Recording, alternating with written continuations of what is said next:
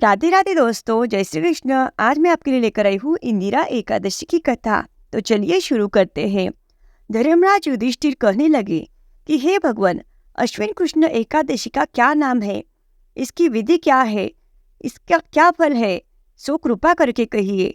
भगवान श्री कृष्ण कहने लगे कि इस एकादशी का नाम है इंदिरा एकादशी। यह एकादशी पापों को नष्ट करने वाली तथा पितरों को अधोगति से मुक्ति देने वाली होती है। हे राजन, ध्यानपूर्वक इस कथा को सुनो। इसके सुनने मात्र से ही वाजपेयी यज्ञ का फल मिलता है।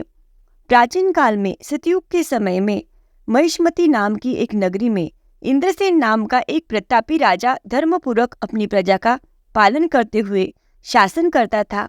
वह राजा पुत्र, पौत्र और धन आदि से संपन्न और विष्णु का परम भक्त था। एक दिन जब राजा सुखपूर्वक अपनी सभा में बैठा था तो आकाश मार्ग से महर्षि नारद उतरकर उसकी सभा में आए। राजा उन्हें देखते ही हाथ जोड़कर खड़ा हो गया, विधि पूर्वक उनका स्वागत किया। सुख से बैठकर मुनि ने राजा से पूछा कि हे राजन, आपके सातों अंग कुशल पूर्वक तो है, तुम्हारी बुद्धि धर्म में और तुम्हारा मन विष्णु भक्ति में तो रहता है।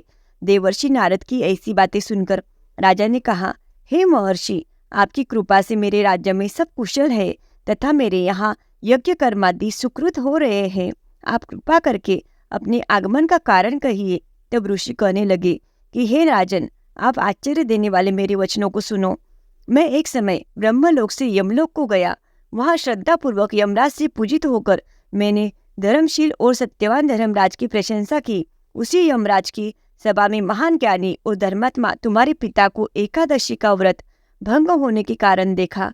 उन्होंने संदेशा दिया, सो मैं तुम्हें कहता हूँ। उन्होंने कहा कि पूर्व जन्म में कोई विघ्न हो जाने के कारण मैं यमराज के निकट रह रहा हूँ। सो हे पुत्र, यदि तुम अश्विन कृष्ण इंदिरा एकादशी का व्रत मेरे निमित्त करते हो तो मुझे स्वर्ग की प्राप्ति हो सकती है। इतना सुनकर राजा कहने लगा कि हे महर्षि, आप इस व्रत की विधि मुझसे कहिए। नारद जी कहने लगे, अश्विन माह की कृष्ण पक्ष की दशमी के दिन प्रातःकाल श्रद्धापूर्वक स्नानादि से निवृत्त होकर पुनः दोपहर को नदी आदि में जाकर स्नान करे। फिर श्रद्धापूर्वक पितरों का श्राद्ध करे और एक बार भोजन करे। प्रातःकाल होने पर एकादशी के दिन दातुन आदि करके स्नान करे। फिर व्रत के नियमों को भक्तिपूर्वक ग्रहण करते हुए प्रतिज्ञा करे कि मैं आज संपूर्ण भोगों का त्याग कर निराहार एकादशी का व्रत करूंगा।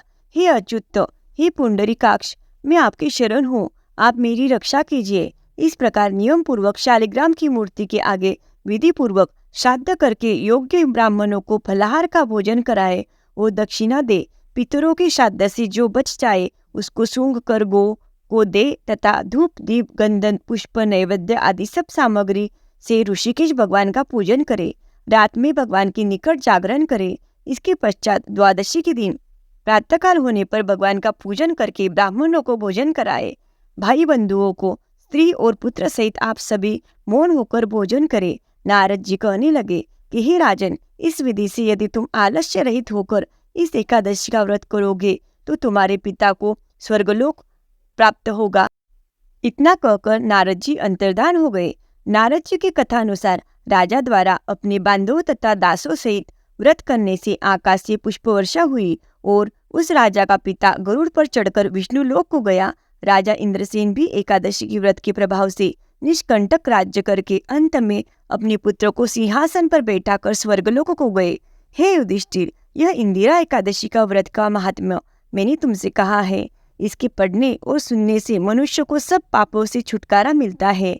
सब प्रकार के भोगों को भोग कर वैकुंठ को प्राप्त होते हैं।